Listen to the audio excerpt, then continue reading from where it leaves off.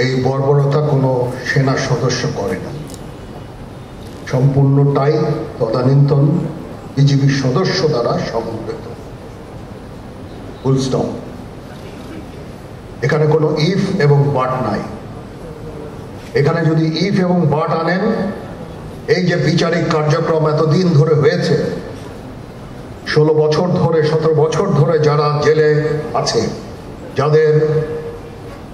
যারা কনভিক্টেড, সেই বিচারিক প্রক্রিয়া ব্যাহত হবে। এই জিনিসটা আমাদের খুব পরিষ্কার করে মনে রাখার প্রয়োজন। এই বিচারিক প্রক্রিয়াকে নষ্ট করবেন না। যে সমস্ত সদস্য শাস্তি পেয়েছে তারা শাস্তি পাওয়ার যোগ্য।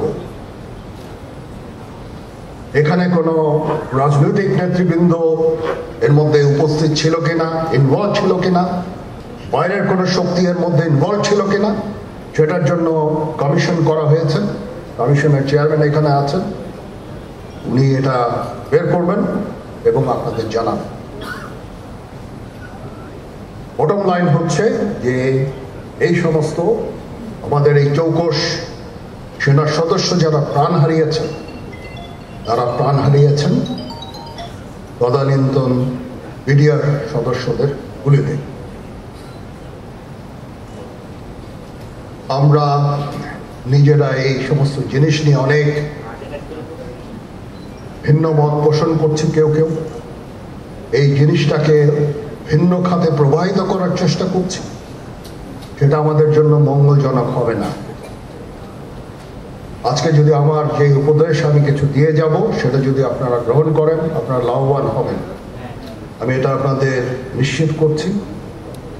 আমরা নিজেরা ভেদাভেদ সৃষ্টি না করি, আমরা নিজেরা ইউনাইটেড থাকি। আমাদের মধ্যে যদি কোনো সমস্যা থেকে থাকে, কোনো ব্যত্যয় থেকে থাকে, কোনো গ্রিভান্সেস থেকে থাকে, সেটা আমরা আলোচনার মাধ্যমে সমাধান করব। এটার জন্য ডানে বায়ে দৌড়িয়ে কোনো লাভ হবে না, নিজের ক্ষতি ছাড়া কোনো লাভ হবে না। আমি আপনাদের এই জিনিসটা নিশ্চিত করে দিচ্ছি। কিছু কিছু সদস্যদের দাবি যে তারা 2009 সাল থেকে আজ পর্যন্ত বিভিন্ন শাস্তি পেয়েছেন। কেউ কেউ দায়ী করছেন যে তারা অযাচিতভাবে শাস্তি পেয়েছেন।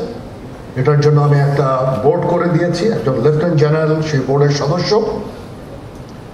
প্রথম ফেজে 51 জন সদস্যর ব্যাপারে আমার কাছে রিকমেন্ডেশন নিয়ে এসেছে। তার রিকমেন্ডেশনের অধিকাংশই আমি গ্রহণ করেছি এবং আরো বেশি আমি দিয়েছি। নেভি এয়ারফোর্সও তাদের এই কার্যক্রম চালিয়ে যাচ্ছে। আমার স্ট্যান্ড পয়েন্ট হচ্ছে, যদি কেউ অপরাধ করে থাকে সেটার জন্য কোনো ছাড় হবে না, বিন্দু মাত্র ছাড় নাই। আমি আপনাদের পরিষ্কার করে দিচ্ছি, it is a discipline force. Discipline ফোর্সকে ডিসিপ্লিন থাকতে দেন। আজকে এই যে দেশের ক্রান্তি লগ্নে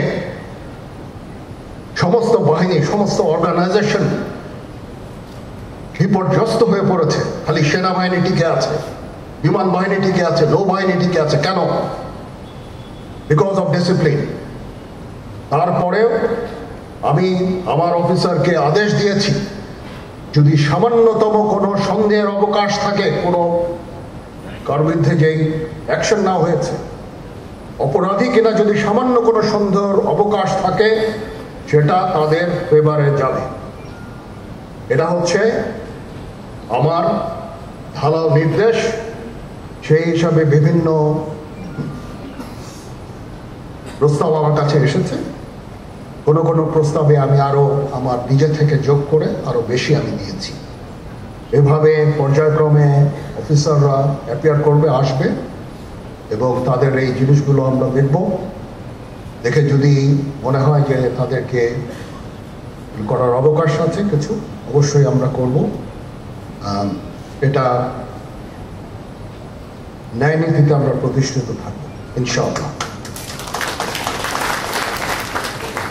আপনারা কিছু মনে করবেন না, আজকে আমি একটু পরিষ্কার করে আমি কথা বলতে চাই। আপনাদের সবার হয়তো ভালো নাও লাগতে পারে, কিন্তু বিশ্বাস করেন আমার এটা যদি আপনারা গ্রহণ করেন আপনারা লাভবান হবেন, কোনো ক্ষতি হবে না।